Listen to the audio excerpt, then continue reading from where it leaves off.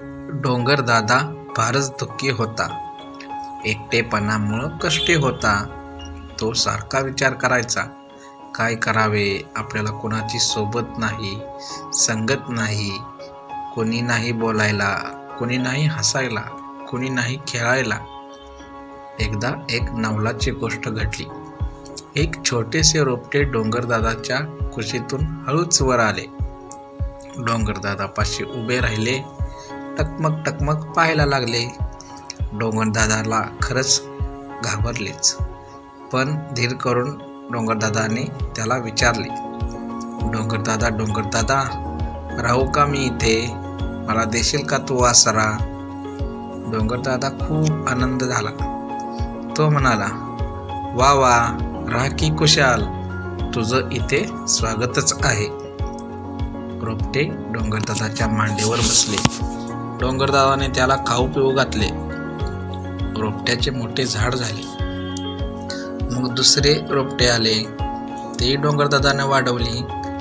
डोंगरदादाकडे आता खूप झाडे झाली. काही दिवसांनी तिटुकल्या वेली आल्या.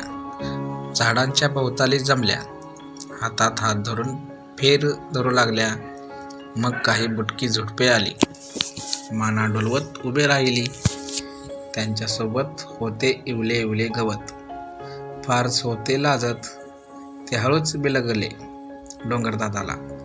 गवताचा मऊ स्पर्श झाला. डोंगरदादाला गुदगुदेला झाल्या. काही दिवसांनी डोंगरदादा झाडझुडपांना भरला. गवत वेल्याने सजला.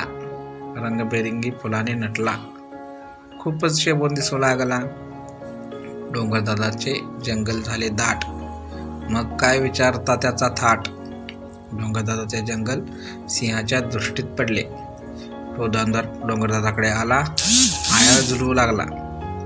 डोंगरदादाच्या खुशीत होती झाडे झुडपे गाढ झोपलेली.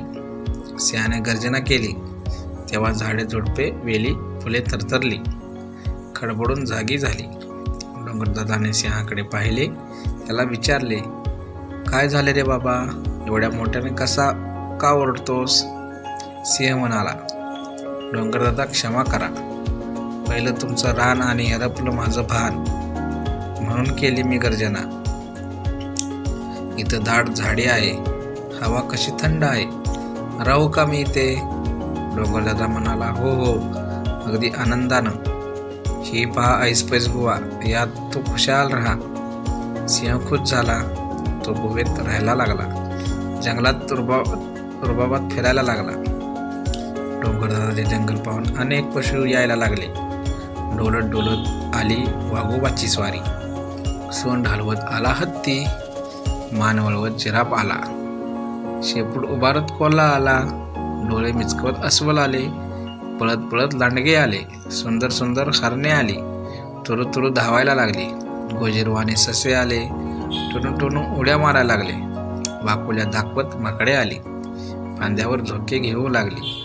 डोंगरदादाने सगळ्यांना आसरा दिला. सगळ्या प्राण्यांचा गलबला सुरू झाला. डोंगरदादाला आनंद झाला. डोंगरदादाने सगळ्या प्राण्यांना बजावले, भांडण तंटा करू नका, दंगा मस्ती करू नका. हिरव्यागार जंगलात सगळे राहा आनंदात. हळूहळू जंगलातील झाडे फळफुलाने बहरली. त्यांचा घमघमाट सगळीकडे पसरला. दूरदूरच्या पक्ष्यांपर्यंत पोचला. सारे पक्षी वेगाने आले. घिरट्या घालायला लागले. घरटी बांधून आनंदाने राहू लागले. पक्ष्यांची झुंबड उडाली. त्यांची किलबिल सुरू झाली. पशुपक्ष्यांना कळून आले, झाडे आपापल्या उपयोगी पडतात. गोड फळे खायला देतात. गार जागा राहायला देतात. त्यांनी झाडांची फळे खाल्ली. त्यांच्या बिया दुसरीकडे नेल्या. तिकडच्या मातीत त्या गोजल्या आणि आणखी झाडे तयार झाली. आनंदाने डोलू लागली. डोंगरदादाचा एकटेपणा संपला. तो अगदी आनंदाने गेला. मग काय झाले? डोंगरदादाजवळ ढग आले. डोंगरदादाने त्यांना जवळ घेतले. अंगा खांद्यावर अंजारले गोंजारले, खेळवले. ढगांना खूप आनंद झाला. त्यांच्यातून पाऊस पडायला लागला. ढग गडगडले. आनंदाने झाडे भिजली. पाऊस पडला तो जंगल हसले खो खो खो. डोंगरदादा गाऊ लागला. जंगलाने मग ताल धरला.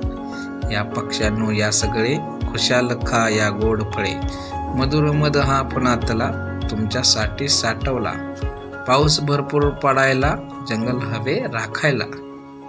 तर मित्रांनो, जुन्या बालभारतीमधील इयत्ता तिसरीतील हा धडा तुम्हाला कसा वाटला प्लीज कमेंट करून सांगा.